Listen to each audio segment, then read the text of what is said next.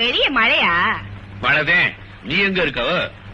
தாட பாத்த என் மீன் குழம்பு வாசனை புடிச்சு வந்துட்டியோன்னு நினைச்சேன். உட்காரியா? ஓஹோ, சாப்பிடுறியா? ஆமா, மணக்க மணக்க மீன் குழம்பு வச்சிருக்கேன். ஏழப்பட்ட வீடுன்னு எதுவும் பார்க்காம ஒரு வாய் சாப்பிடியா?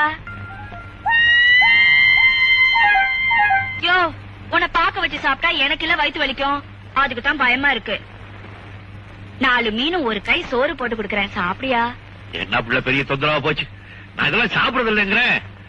சரி சரி, உனக்கு வயிற்று வலிக்க கூடாது பாரு, அதுக்காக கொஞ்சம் சாப்பிடுறேன். ஒரு ரூபா கொண்டா.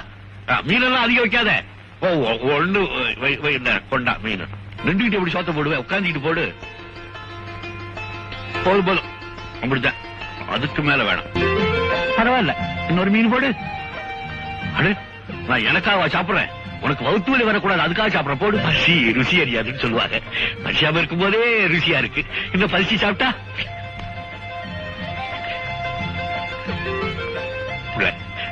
உண்மையிலே சொல்றேன். உன் கை பக்குவத்தை சாப்பிடும் போது எனக்கு எங்க ஆத்தா ஞாபகம் வரும். எனக்கு கண்ணில் தண்ணி வந்துருங்கிறதுக்காக 4 மிளகா கிள்ளி போடுவா. நீ சரிக்கு சமமா போட்டிருக்க, அப்படிதான். புளி மிளகா சேர்ந்தேன், சரியா தான். அள்ளி போடு. நல்லா எப்படி பாக்குறவா? நான் எனக்காக ஒண்ணு சாப்பிடல, உனக்கு வகுத்து வலி வரக்கூடாது பாரு, அதுக்காகத்தேன்.